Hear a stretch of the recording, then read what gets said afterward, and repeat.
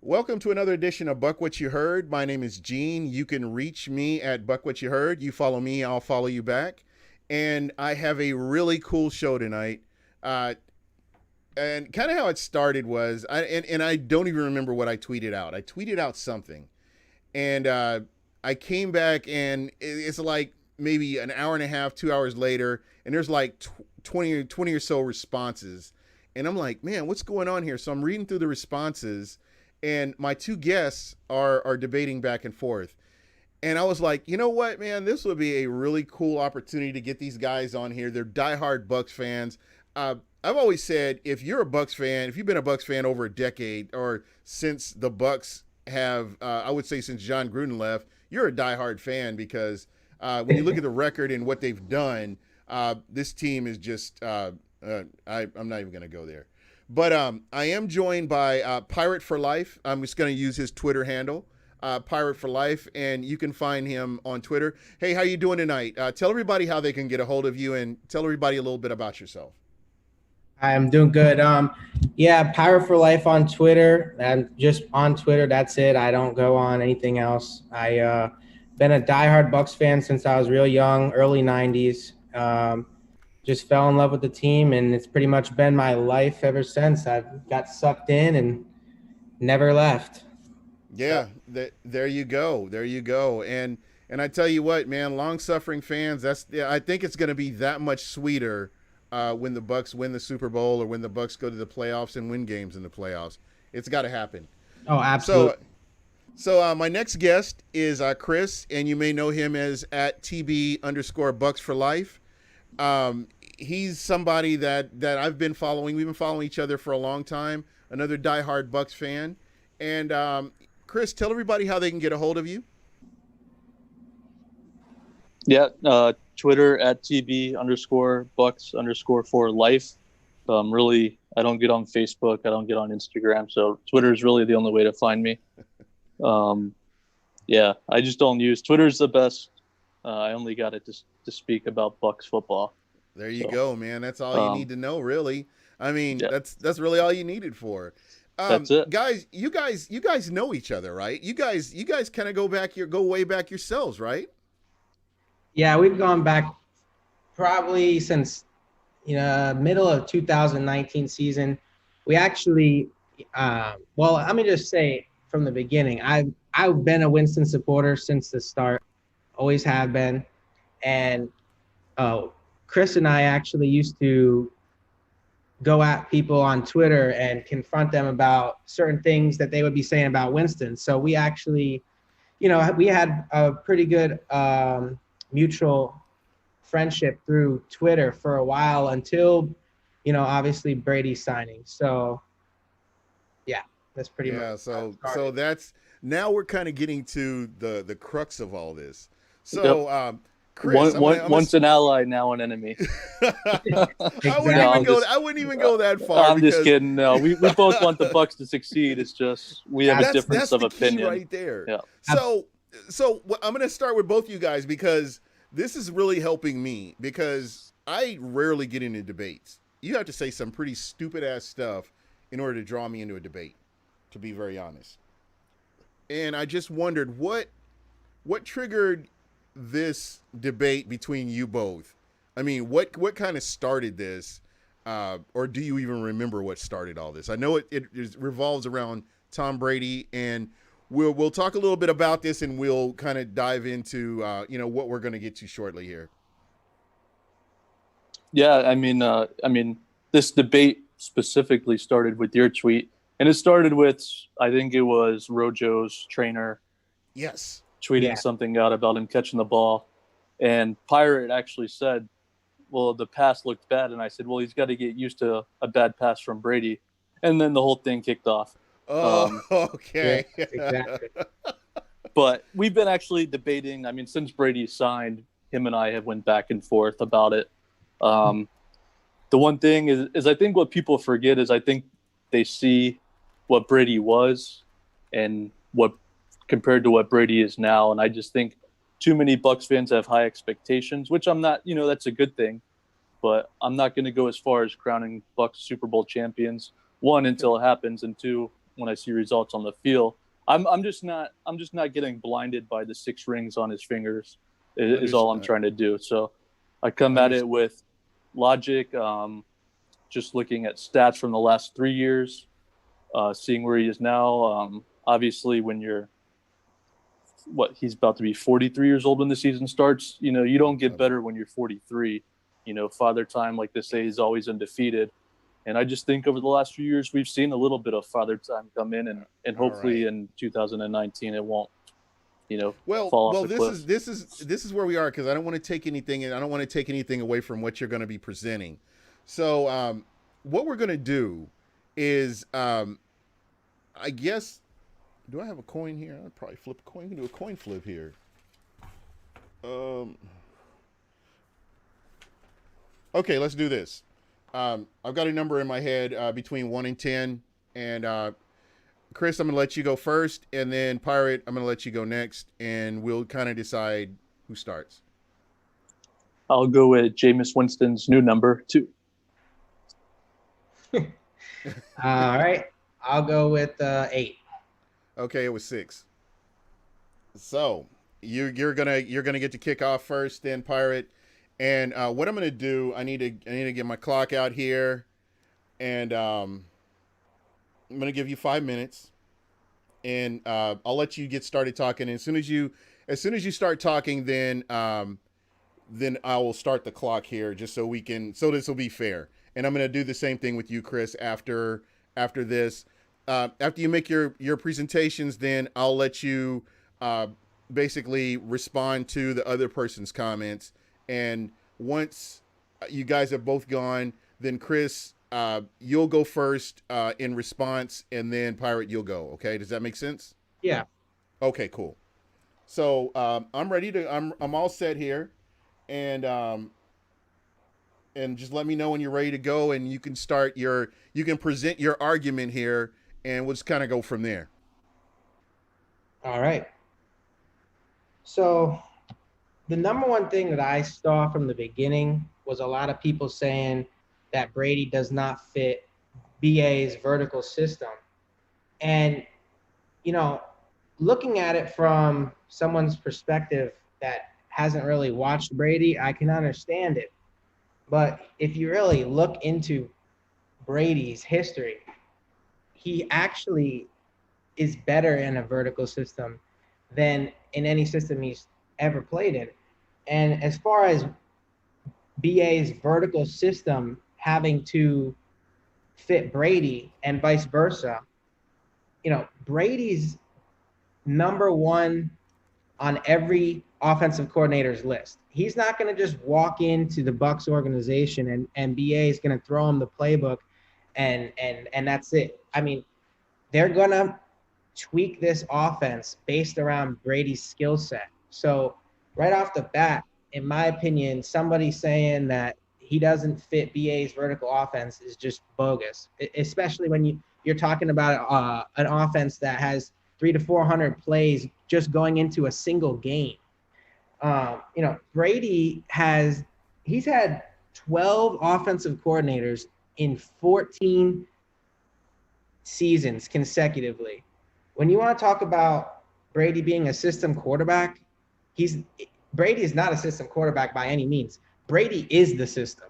I mean, no one else in the history of the game has had 12 offensive coordinators in 14 years and had a winning season in all 14 of those seasons consecutively. So in my opinion, that's just bogus talk. I don't see how anyone could truly believe Brady's not going to fit in BA's system. And actually, I don't see how he would not fit in any system because, again, he is the system in most cases.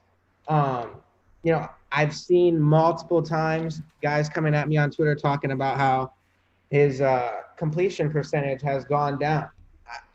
I get that. I see that.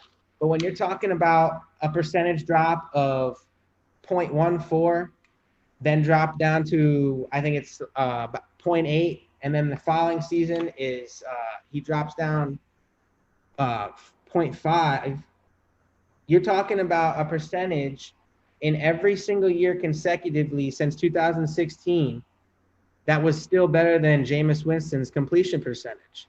So if you want to talk about completion percentage, don't forget that all of Winston's 5 years as a Buck, his completion percentage was extremely lower than Brady's. So even still, when you're talking about Brady, we all know you're not going to get 2007 record-setting Brady. We all know that. But at the end of the day, Tom Brady in 2020 is still a better quarterback than Jameis Winston in 2020. It's not even in comparison. Tom Brady's ability to read defenses is above any other quarterback in the league right now, hands down. I mean, the guy is the all-time leader in playoff wins, touchdowns, passing yards, completion percentage. I mean, all that just says right there, the guy makes big plays when it matters. And that's the one thing that Winston lacked. He was never there when we needed him. He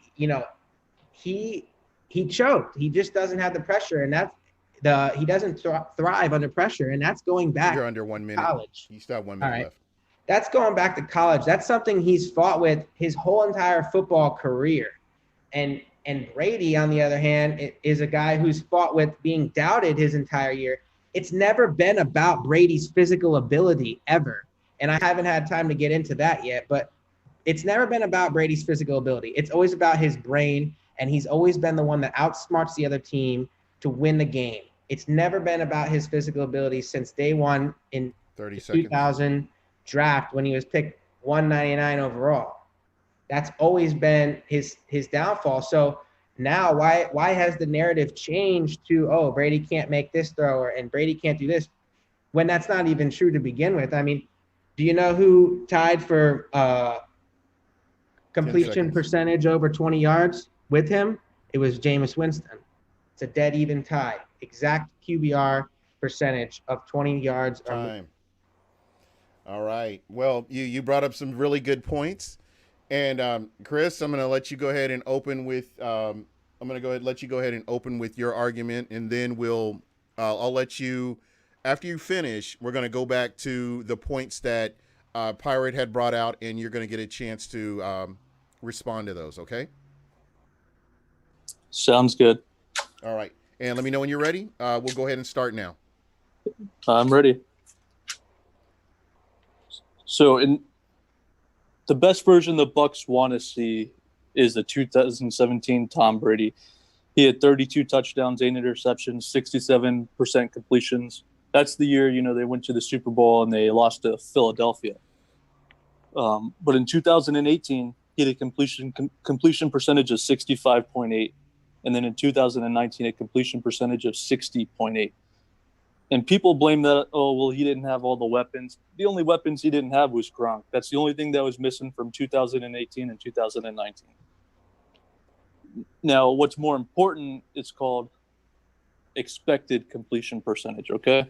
Now, what expected completion percentage is, what should his completion percentage should have been based on the throws that he made, okay? So in 2018, his expected completion percentage was 67%, and his actual completion percentage, 65.8%. In 2019, he had a expected completion percentage of 64, but an actual completion percentage of 60.8. So that's a big difference, and that's not it. It doesn't really judge accuracy as much as it judges like the pass. So he could throw, a 2-yard pass to the running back, and that can bring up your completion percentage.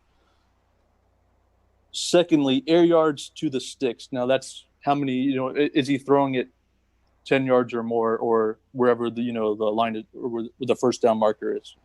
And he's been one of, I wouldn't say the worst, but like right in the middle. But in 2018 and 2019, they were both negative. Negative 1.1 in 2018, negative 1.6 in 2019, where Jameis Winston had a positive 1.5 in 2018 and a positive 1.4 in 2019. And yes, he's probably not going to run the offense, the same exact offense that Jameis Winston ran last year. I don't see that happening. I think Bruce Arians would be a fool to even force that, just because his arm strength just isn't there anymore to make those throws. And so when we talk about arm strength and tight window throws, right, and that declined from 2018 and 2019 from 2017, he had a 17, what they call aggressiveness, in 2017. And then in 2018, it went down to 13.9. And then in 2019, it went up just a little bit, 15.2. He's not mobile, meaning when pressure gets there, and you know Donovan Smith is going to have one of those games or one of those plays each game where he's just going to let the defender blow by him, and he's just going to get thrown into the dirt. That concerns me. He's not going to be able to get out of that with his mobility. And I just think the routes, you're going to see an unexplosive offense that you see in the last 5 years. Okay, you're not going to see this Mike Evans do a go route every single time, or even the 20 to 25 yard dig route or post route. I think it's going to be a lot of quick hitting stuff. So the excitement of the offense is going to be very humdrum, in my opinion. I don't think it's going to be the explosive offense we're used to seeing. And then I want to bring up Gronk. I think Gronk, for the first couple weeks, will have a big impact. But the biggest thing about Gronk is his health. And in 2018, I mean, he played in 13 games, had 47 receptions, 682 yards, and 3 touchdowns. Now, O.J. Howard in 2019 had 34 receptions, 459 yards, and 1 touchdown. So really that production isn't much other than yards and 2 touchdowns on less catches as well. So my point is I just don't think – now it's all going to be where the defense is at. I'm really worried about the defense. I bought into it, the year we signed Mike Smith to a longer contract, and he just didn't live up. Now, I don't see that happening again, but I don't think we're going to be right where we left off last season. I think there's still going to be some growing pains with the young defense. And then field goal. When has Tom Brady ever had to go through field goal kickers throughout the season? He's always had consistent field goal kickers that made their field goals. And Matt Gay worries me until he proves me wrong. Matt Gay worries me that he can't, be consistent in that. All right.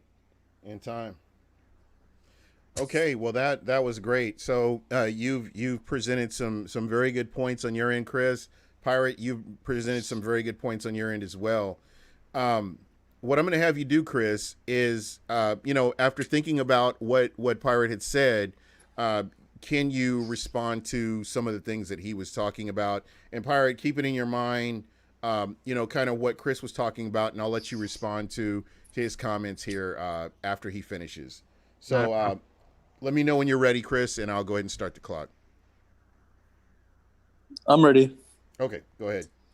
Yeah, so the thing when you said Jameis Winston, he wasn't, he chokes under pressure, and I find that false. He's one of the better quarterbacks in 2-minute offenses you'll see in the game today. I won't spend too much time on Jameis Winston because I want to talk about Brady, but I just wanted to say that I think pressure for Jameis Winston is what he thrives on, and I think he is at his best when he's under pressure. Secondly, when you talked about, all right, Tom Brady was at his best in a vertical offense, but he only ran it for how many years? I want to say it was 2007, 2008 when he had Randy Moss. And that was 10, 11 years ago. I just don't think that you're going to see that type of production with him, especially at his age, and his arm isn't as strong as it used to be now. His arm's a lot stronger than Drew Brees. When I watched Drew Brees play last year, I'm like, man, I don't even know if he'll get through the whole season. And he could barely throw the ball 20 yards. And so what I'll agree on with you is I think Tom Brady will have a lot of his offense incorporated into Bruce Arians' offense, and it's not going to be throwing bombs at will like Bruce Arians likes to. I think you'll see a very toned down offense. I think you'll see more use out of the running backs in the pass game. Tight ends will be used a lot more, although I thought Jameis used his tight ends very well. And sometimes, they just couldn't catch the ball or they couldn't get the yards after the catch like you want to see out of your tight ends. I think with Gronk, he'll have better production with Gronk from the tight ends. But it's not going to be, the way you would use O.J. Howard. And the Bucs rushing offense, in 2019, it might look better, but I can tell you that in 2018, it was more efficient. And the numbers were quite similar. I think in 2018, they had like 100 more yards rushing, less attempts, though, more the yards per carry. Everything about the 2019 run game wasn't that much better than the 2018 run game. So if the Bucs want to see Brady at his best, they better run the ball. Because in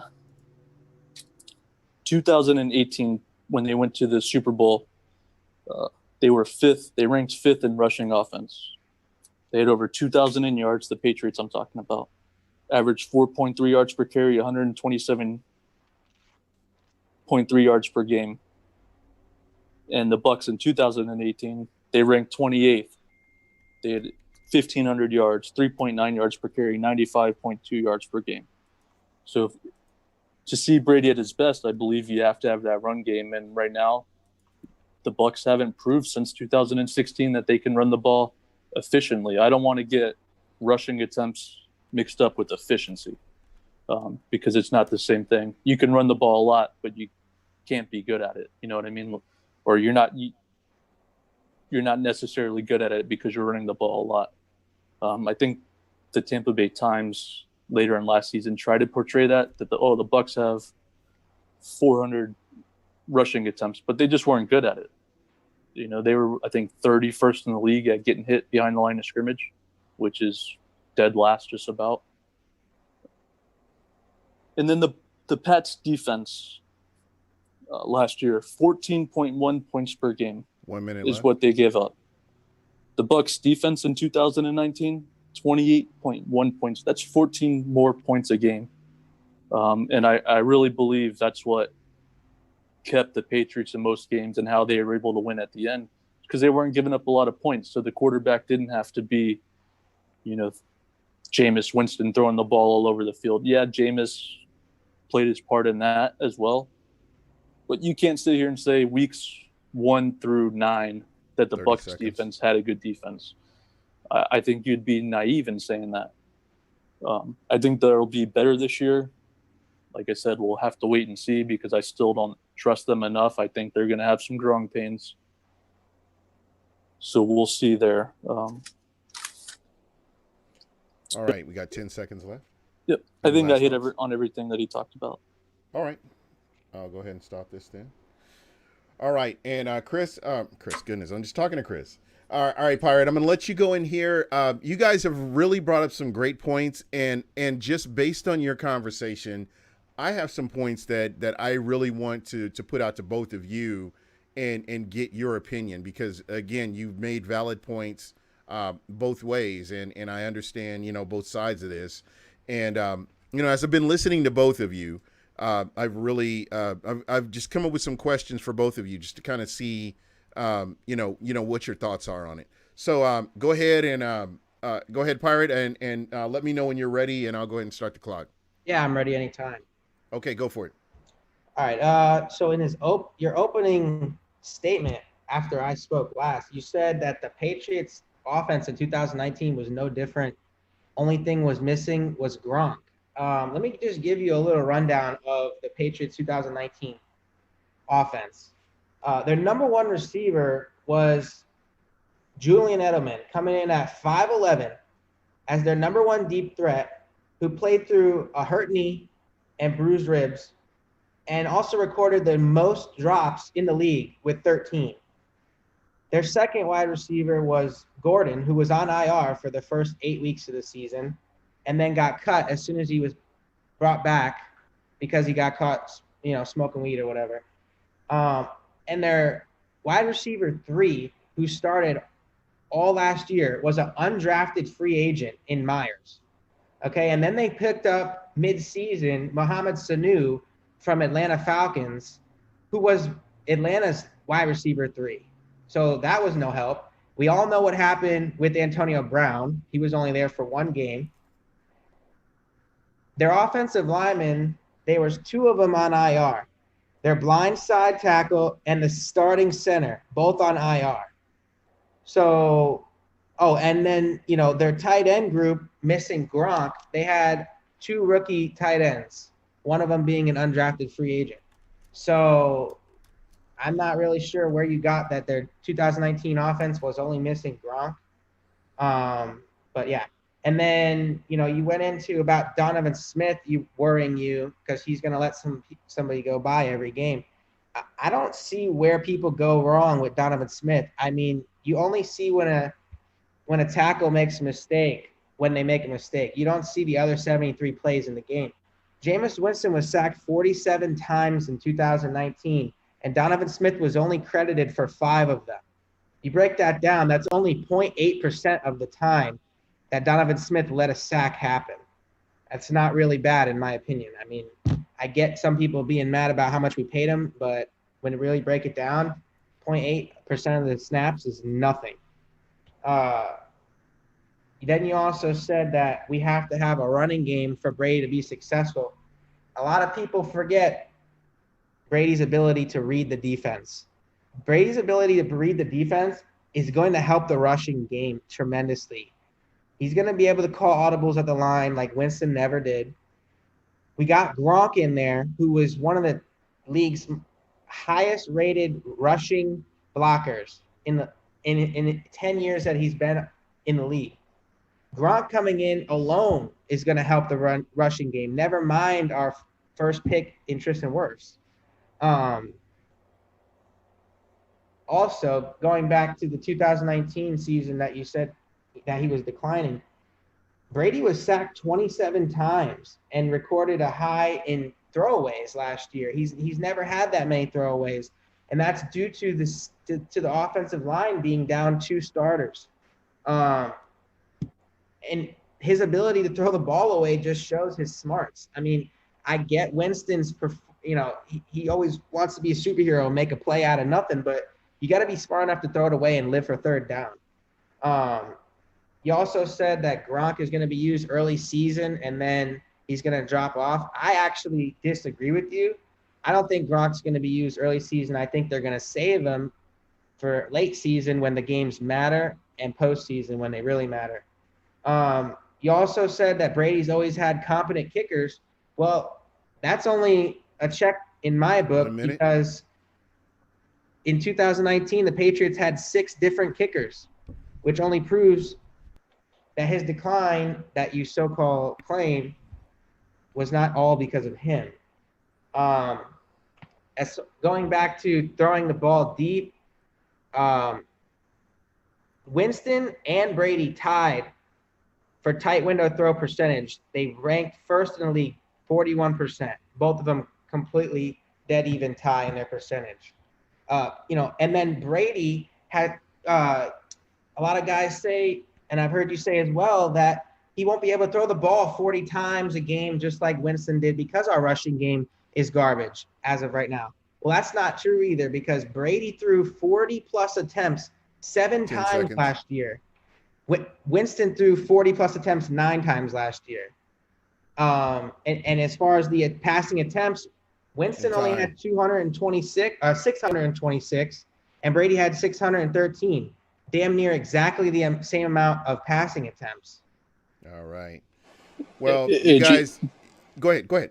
Yeah, I just want to make a counter to some of his points, and I'll let you talk. Oh, okay, go for it.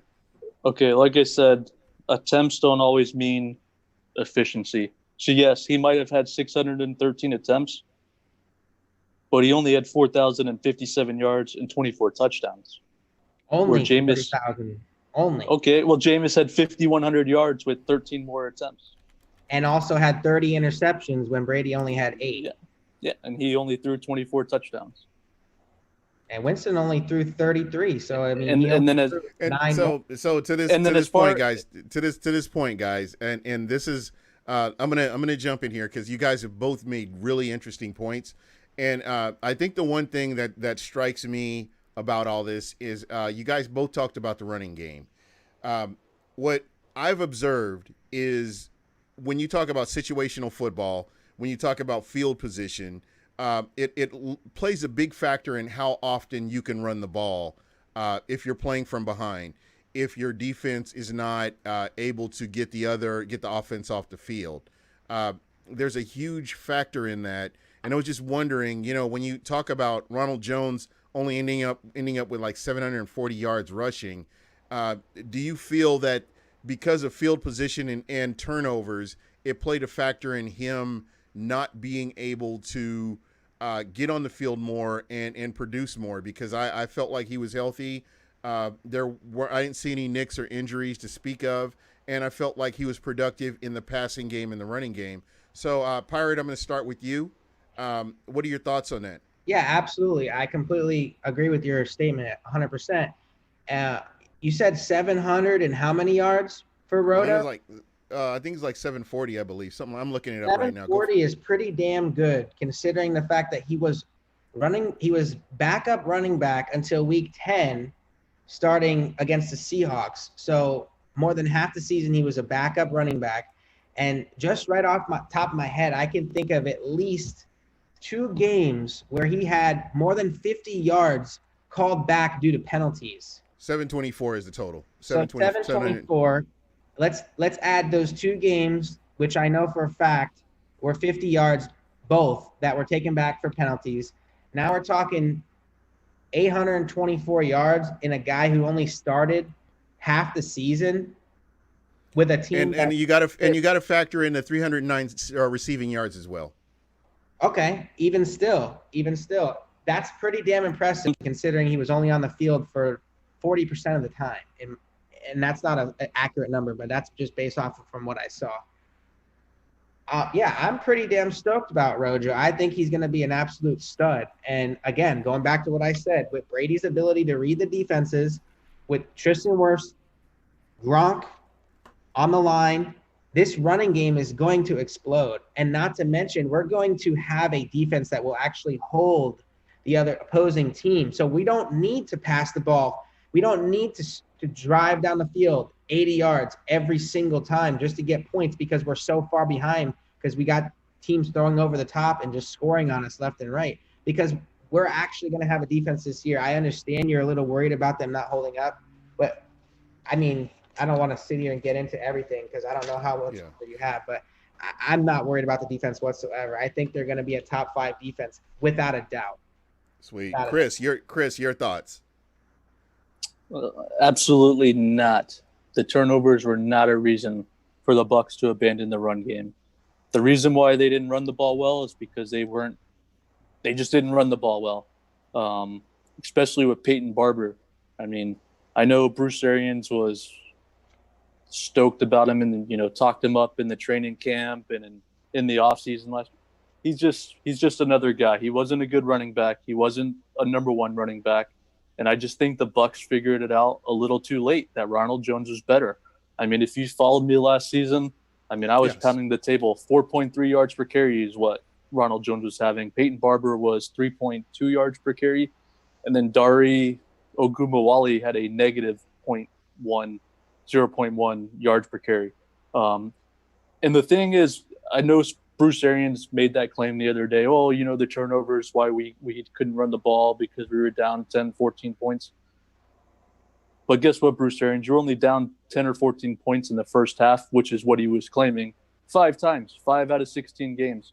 And 11 of 16 games going into the fourth quarter, the Bucs had the lead or they were tied.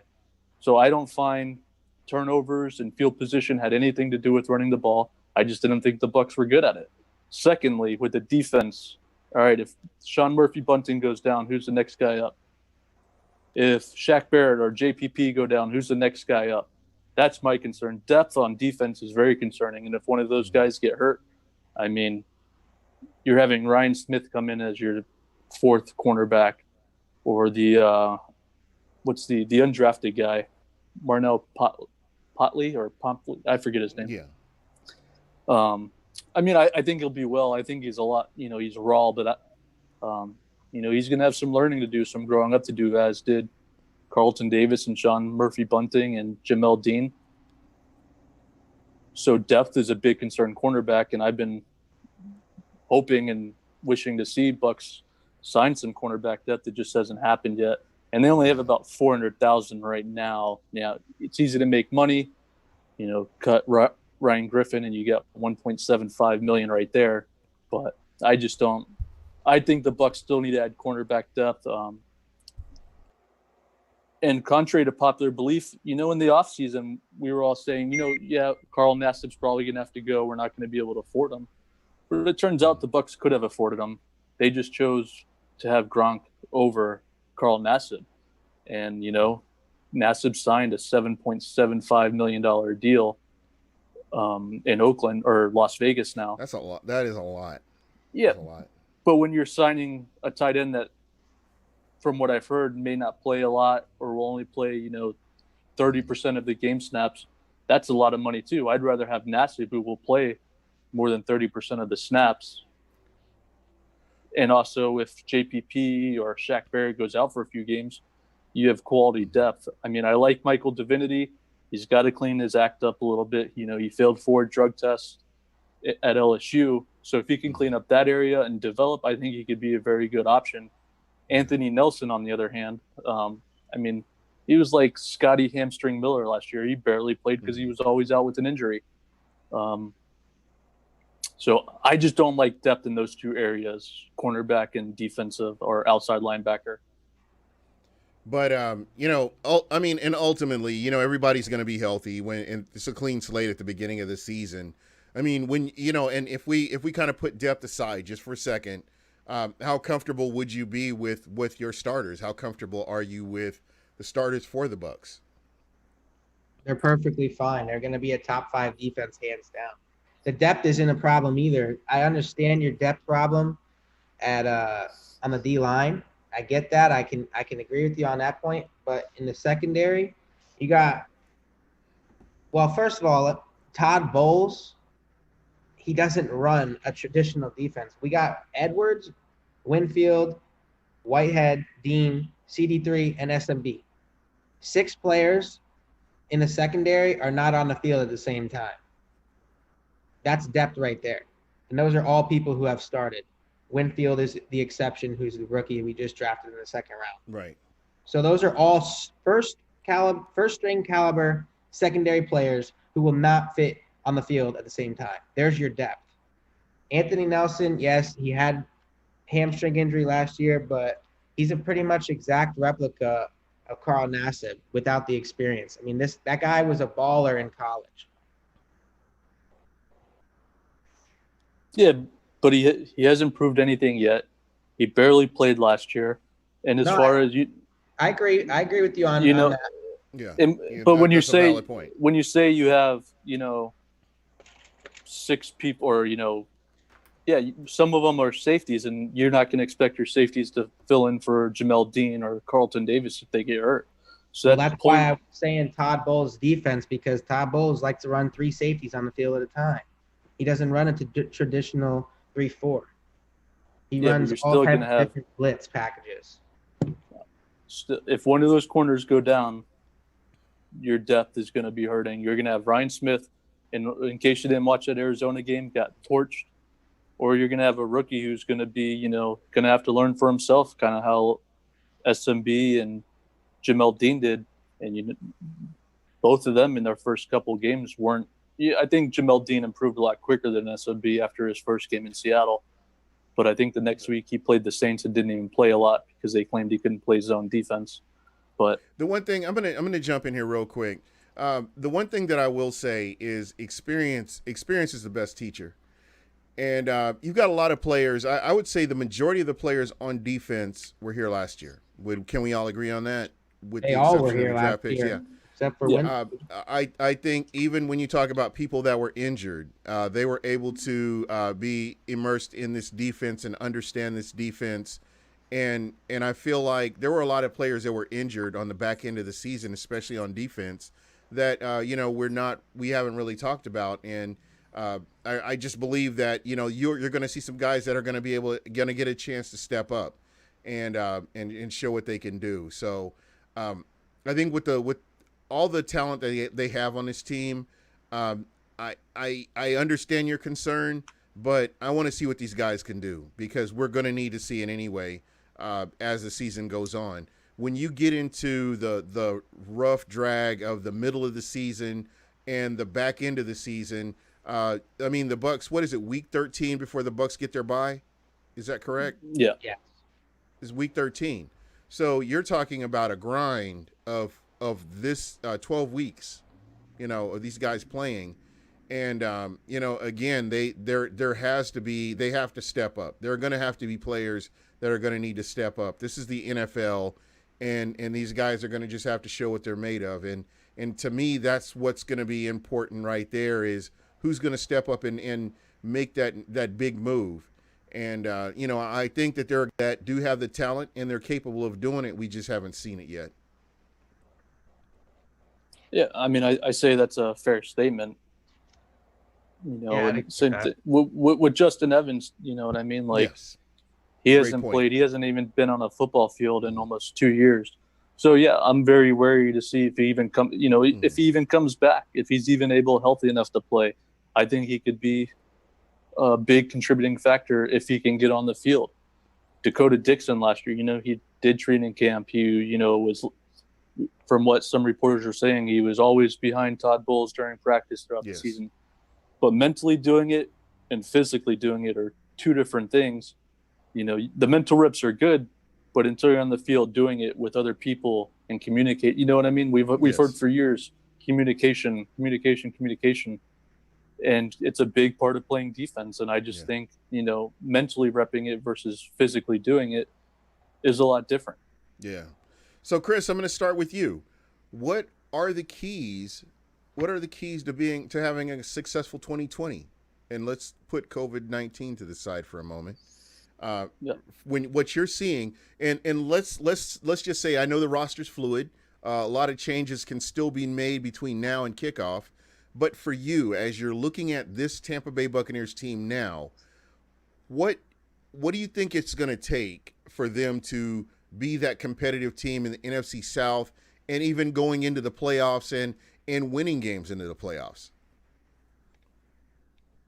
Yeah, the first thing they're going to have to do, my first key is run the football better. I'm not saying you have to have, Derrick Henry type numbers, but be efficient at it.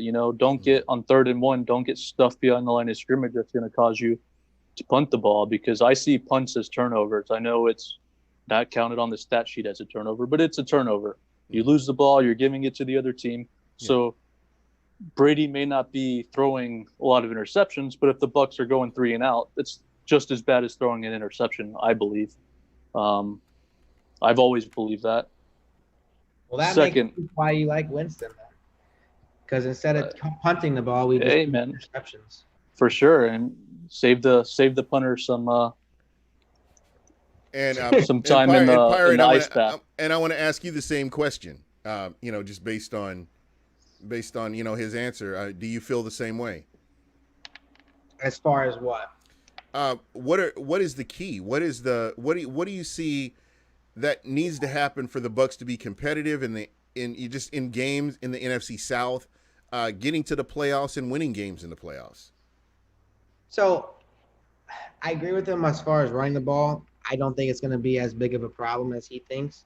I don't think it's going to be a big problem at all, actually. We've put the pieces that we need to put in place in order to have a successful running game. Brady being a huge part of that. Again, going back to his ability to read the defenses. I'm going to keep pounding the table about that because, again, that's a weapon that we have that no one else in the league has. But it all ends with the same thing that the Bucs have been fighting to do for 12 years, and that's finish the goddamn games. Exactly. We go into the fourth quarter up by 15 and lose. We go into the 2-minute warning down by 3 and lose the game by 10. we got to figure out how to win games. And I'll say it till I'm blue in the face. Brady is the man to do it. He's gonna bring that mentality to this team, and he's the guy that we needed to put in place.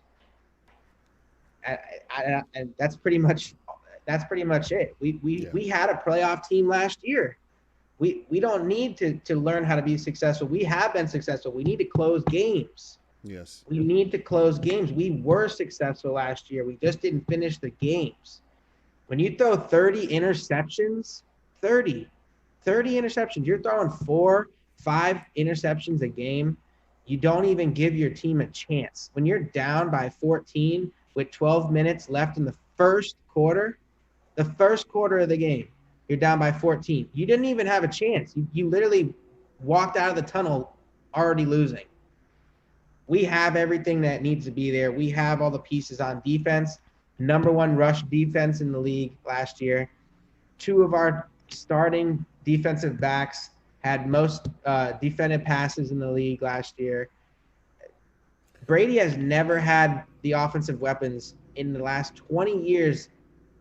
9 Super Bowls, 6 Super Bowl rings, all the allegations that you can think of, every stat you can think of. He's never had the offensive weapons that he has here at the Bucs. Rob Gronkowski, Chris Godwin, Mike Evans, Tyler Johnson. Just you can go on and on. OJ Well, Howard. and you know, and I know that you watch game film because, and this question's more directed at you. I know you watch a lot of game film. From what it sounds like, you study statistics.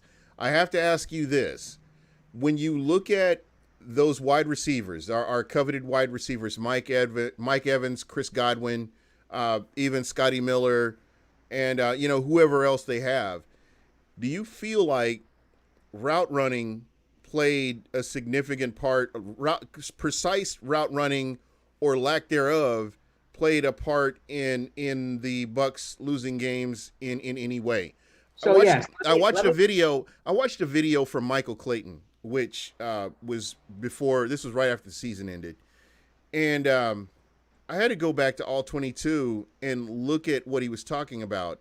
I went back and looked at Deshaun Jackson, and some of these guys were rounding off their routes. They weren't sharp routes. They were cutting off their routes even. Or, you're on the opposite side of the field. You're not going to get the ball, but you don't sell the play. Stuff like that. Those are things that Tom Brady is going to hold people accountable for, and Absolutely. It's only going to make the offense better. Absolutely. Yes, I definitely agree with you. Wide receivers, route running definitely had a big thing to do with last year, especially. And I'll be the first one to tell you, the 2 days after the last game of the season, I went through every single one of those 30 interceptions. And I'll tell you right now, only 15, from my perspective and what I personally think, only 15 of those interceptions were on Winston's fault. The other ones were either tipped passes or bad route running. And I'm okay with that. I'm okay with 15 interceptions in a season. But when you think of about, I don't know, 2 months after the season was over, somebody released a video that was every interception drop of Winston's, and that accounted for 17. So if you count the drops that should have been interceptions and you take away the 15 interceptions that weren't on his fault, you're still at 30. And if those aren't drops, you're looking at 47 interceptions. I mean, come on, that's ridiculous. But I definitely agree with you. Brady's going to bring that mentality to this entire organization. He's going to these wide receivers are not going to miss a beat. They're not going to skip workouts. They're not going to leave practice 5 minutes early. They are going to be motivated, and they are going to do what they need to do to be successful.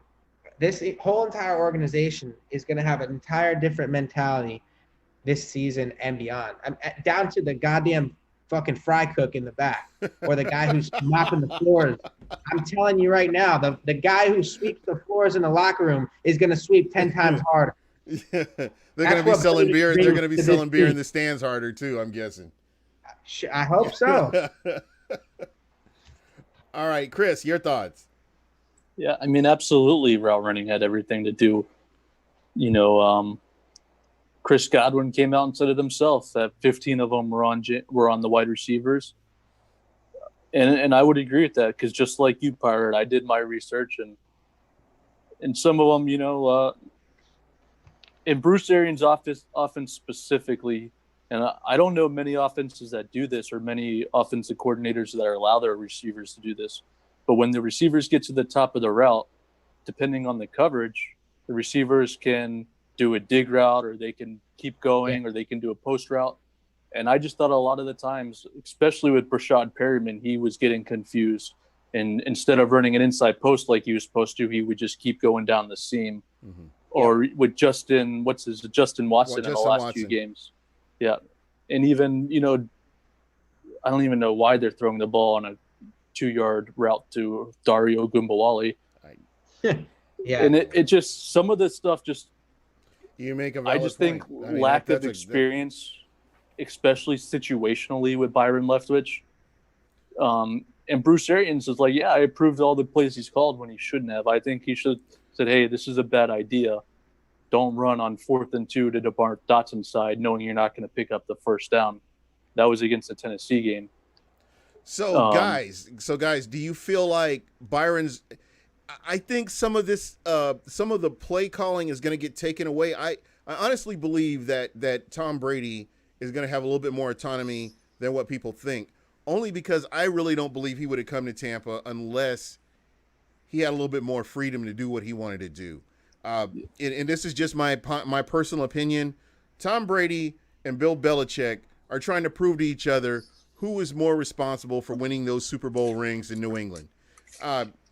You look at what Belichick's doing in New England right now in the quarterback position, and then you look at what Tom Brady's looking to do here in Tampa, and it's about legacy right now.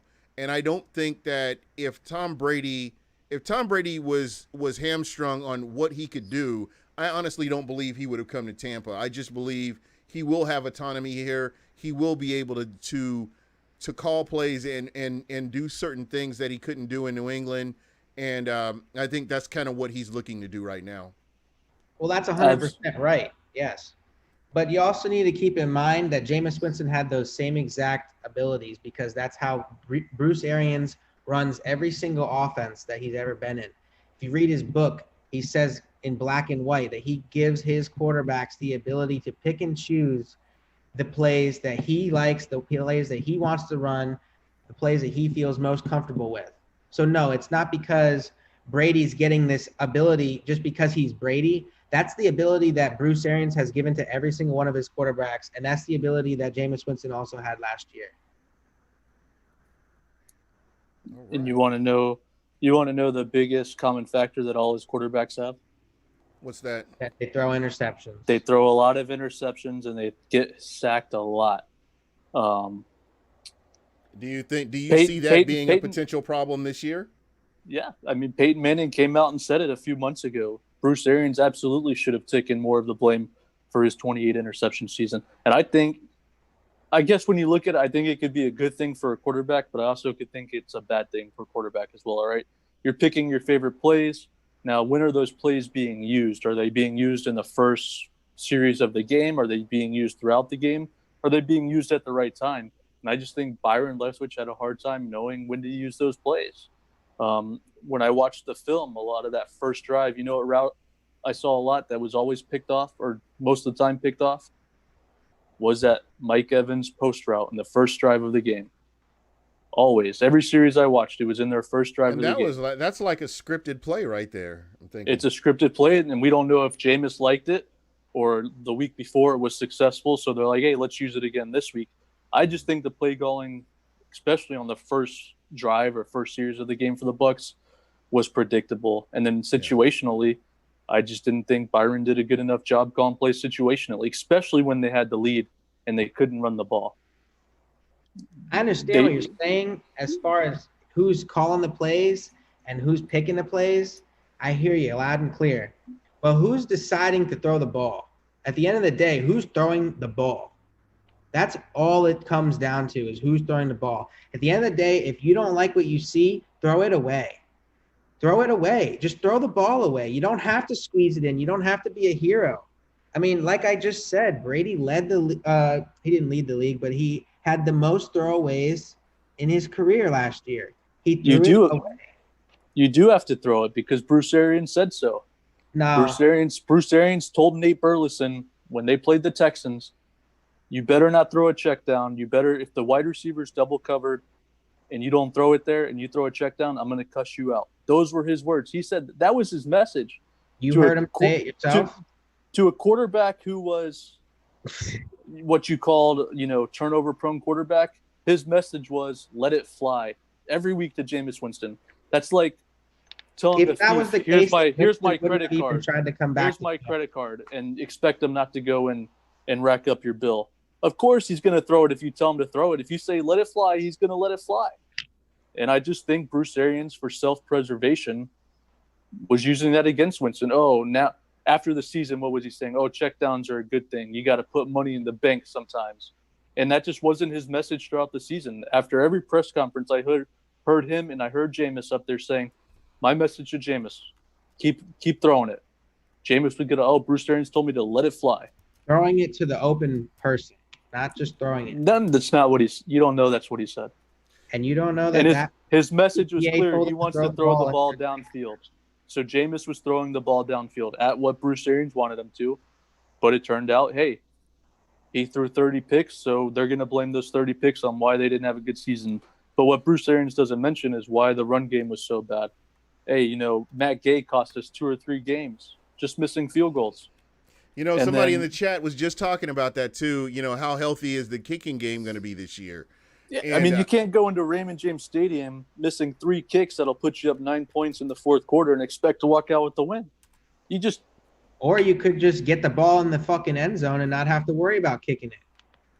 Yeah, but this is the NFL. It's not going to always it's not I always know going to be the the NFL, case. but you can't go into Raymond James Stadium and throw 24 interceptions in this one season either. Yeah, I mean, I'm just, but you understand what I'm saying. This is not. You're not going to be able to just go and just force your will on a defense every single game. There will be times where you will need your kicker. I understand that, but if you look at the statistics of Matt Gay last year, he was the second overall kicker until the last game of the season when he missed 3. He did not let the team down like you guys are trying to say right now. He missed 3 field goals. So if he got the Giants game. If he makes that 34-yard chip shot that Bruce Arians pushed him back, that's one more win, right? Yeah.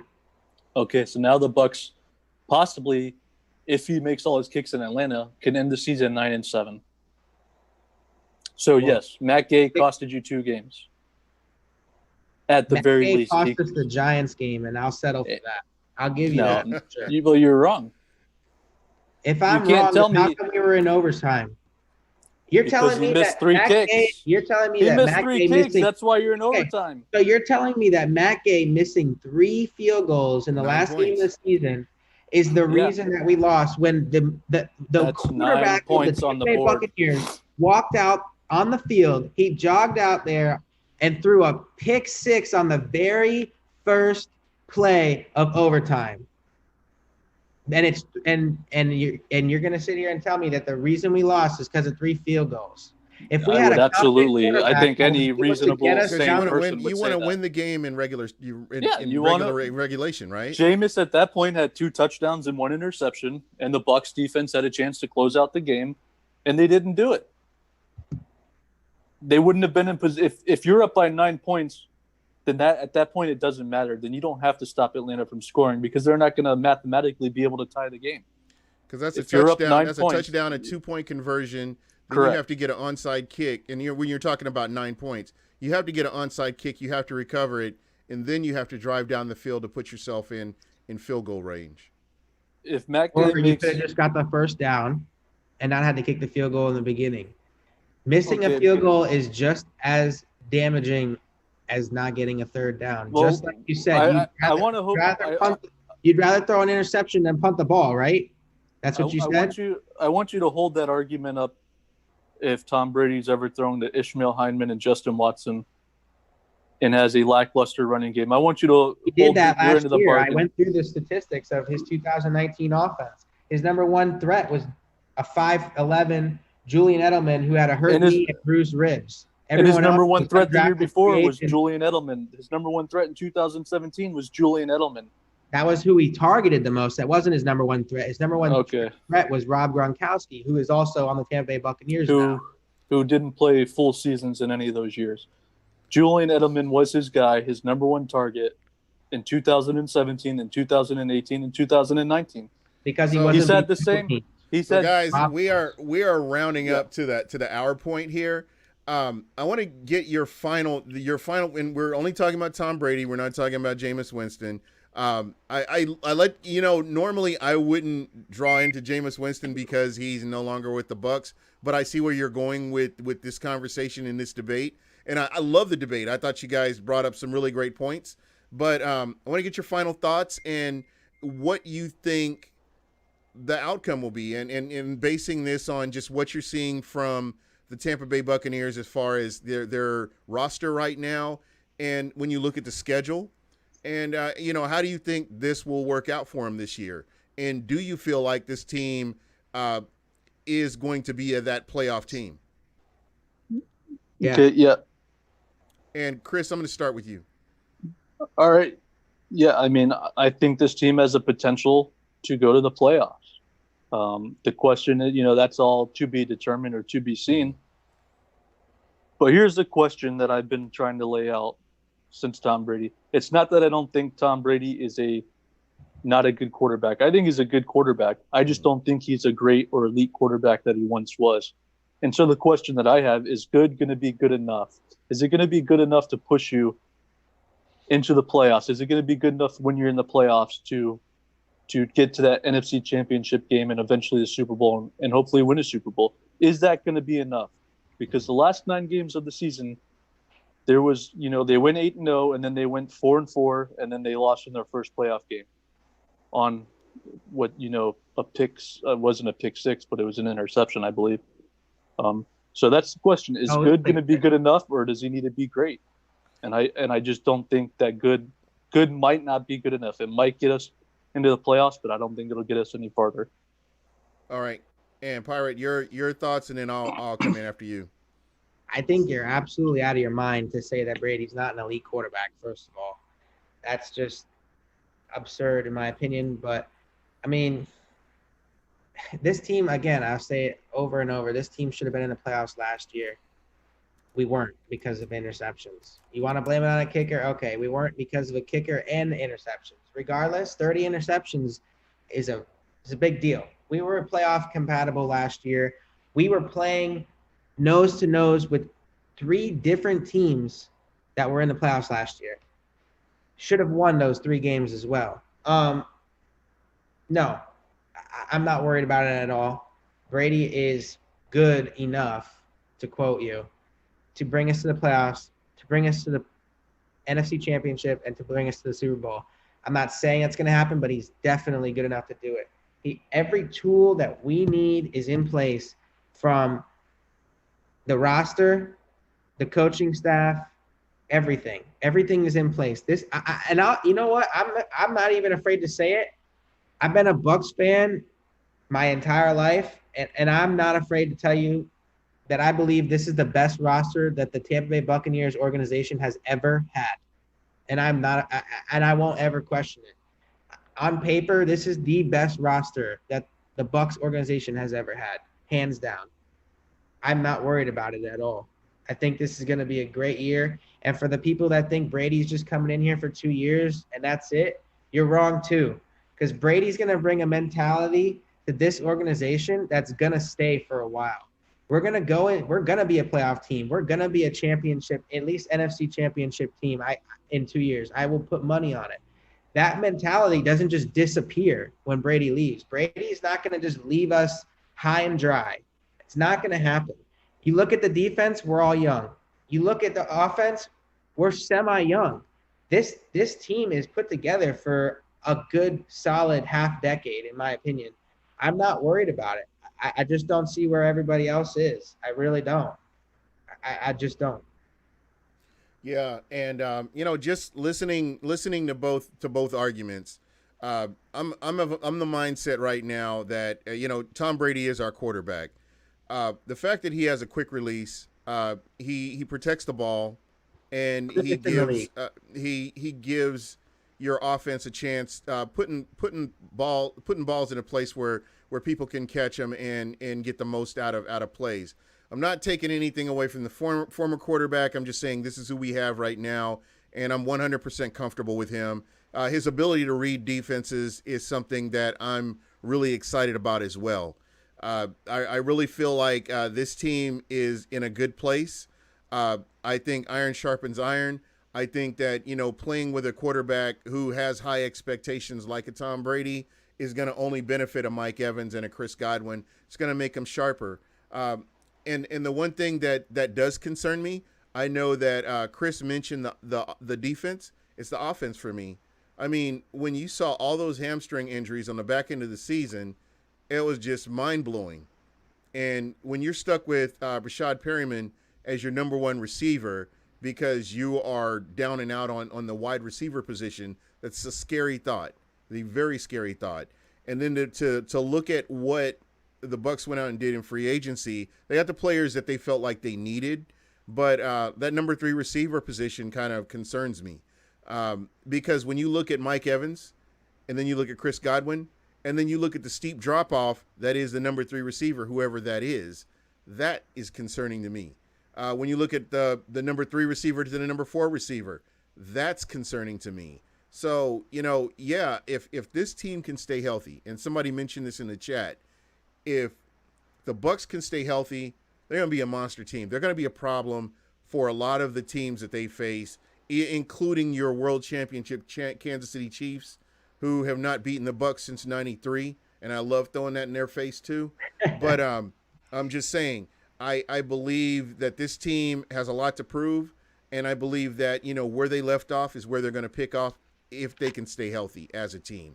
They've always started out slow, but I believe that you're looking at something a little bit different than what we've been looking at in the past seasons, and once the season kicks off, we're going to know for sure. So to me, I have a lot to be excited about, and I have very high expectations.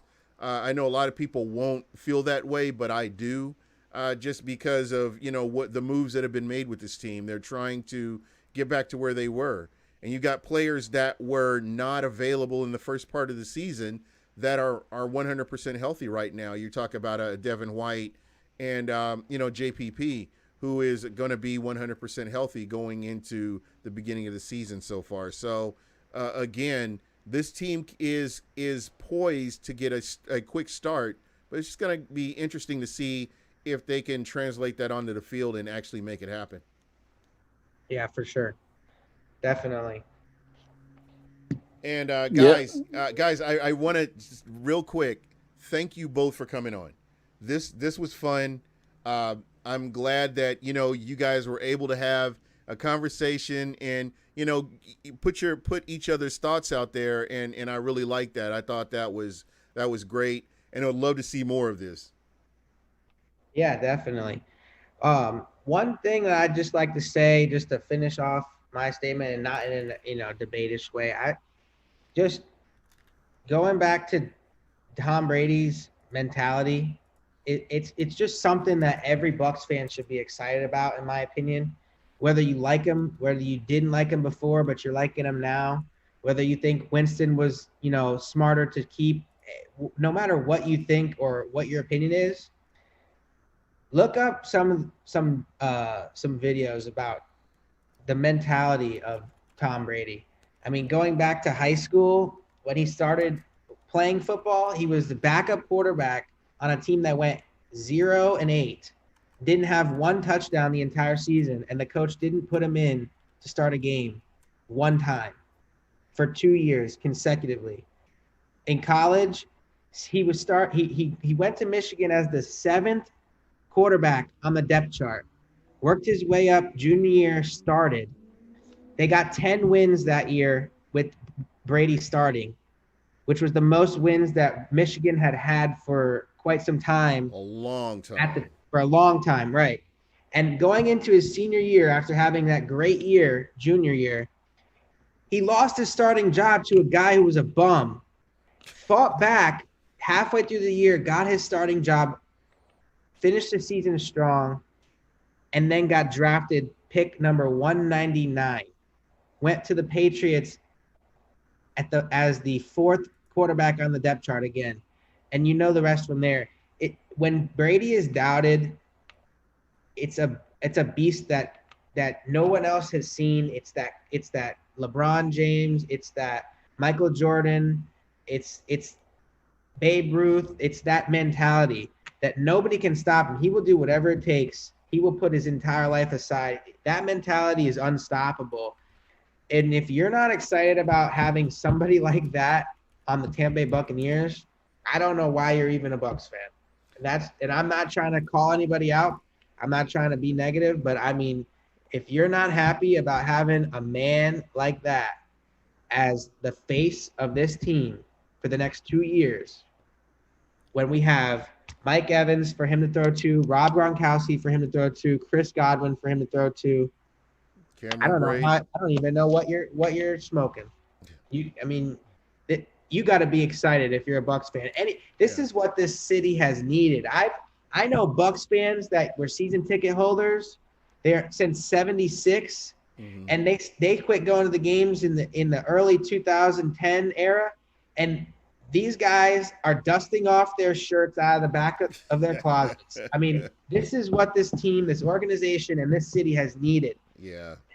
You got to be excited. You have to. You know, to be honest, and that is a great point, because I remember being a season ticket holder and just going to games, and you know, this was the late '90s all the way up to 2008.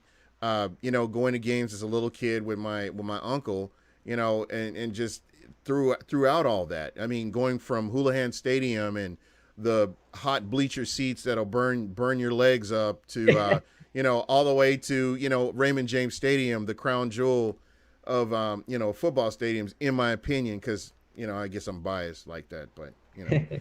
But yeah, I'm 100% with you, man. I'm just excited for the season. I'm ready for football. The fact that, you know, people are showing up to $1 now was super exciting for me too. So you know, I'm cautious. I'm excited, but I'm cautiously optimistic, only because, you know, we're living in a time like none of us have ever seen in our lifetime, and we may never see again with where we are with this COVID-19, and just making sure that everybody is safe is it should be of concern to everybody as well. But I think it would be a travesty of justice if we didn't have an NFL season just to see how some of these scenarios are going to play out, in my opinion. For sure, yeah. Hey, Gene, I want to thank you for having us on. And lastly, going back to your point, yeah, Tom Brady, he has a mentality most players in the league don't have. But in football, one player doesn't solely win you games. So you have to have your team to contribute. You have to have Matt Gay when he needs to make those field goals, needs to make them. You need the defense to step up when they need to step up. You're going to have to be able to close out the games running the ball. And up until now, the Bucs haven't proved to do any of that. So I'm being cautiously cautiously optimistic. There's nothing, and again, and I'm managing my expectations. Guys, ultimately, there's, because of what the Bucs have done from 2003 to the present, after post Super Bowl to the present, there's no wrong way to root for this team. If you're optimistic about this team, there's nothing wrong with that. But if you're cautiously optimistic and you're not sure because you've heard it all before that this is a playoff team and this team is going to dominate, and then they turn around and don't, I get it. I get both sides of it, and I totally understand. And again, there's no wrong way to root for this team, man. But I'm just glad you guys are fans. I think you guys are awesome. You know your stuff. And that to me is huge, because, you know, that's what I love about Twitter. The people that I follow are the majority of the people that I deal with, they know their stuff. And to me, that's what makes football so much fun, is being able to interact with people like yourself, or people like Pirate here, and, you know, getting your thoughts on everything. Not so much shooty shoots or anything like Shooter in the Stash is horrible. And guys, if you can go give bad remarks on on his Yeah, YouTube page. That would be greatly appreciated too. Shooter in the Stash, and just thumbs down. Everything thumbs down. Thank you. But Yeah. no, don't do him like that. He's awful. He, Hey, Gene, I gotta go, so I'm gonna miss the closing. But yeah, okay. Shooter's awful. I thank you for your time and having me on. All right. And Pirate, whenever you want to get schooled again, come see me. Have a good night. I'll see you on Twitter, Chris. All right. Well, that's pretty much it for me too, man. Again, you guys are now that you've been on the show, you're a friend of the show. You're always welcome on at any time. Just you got me on DM. Just DM me, and hopefully we can do this again, man, because this was a lot of fun. I enjoyed getting the counterpoint. Yeah, sure. I will work on this a little bit and try to streamline it. If you guys have something else that you're debating about, let me know, and we'll make it happen. And to the listeners out there, and I say this all the time, there's room for everybody. If you want to jump on here and get in and get your voice heard, I'm always willing to do that as well. I love the fact that listeners have a voice too. I think that's what gets missed with some of your big networks. That's what gets missed with some of your local sports media as well. You guys deserve to have your voices heard as much as anybody else, because you guys invest your time and money into this Buccaneers organization as well. So, again, thank you guys so much. Stephen Pryor, I'm right there with you. I 100% understand what you're saying, man. And we'll see what happens, man. One way or the other, we'll still be rooting for this team next year. But again, guys, thanks a lot. That's pretty much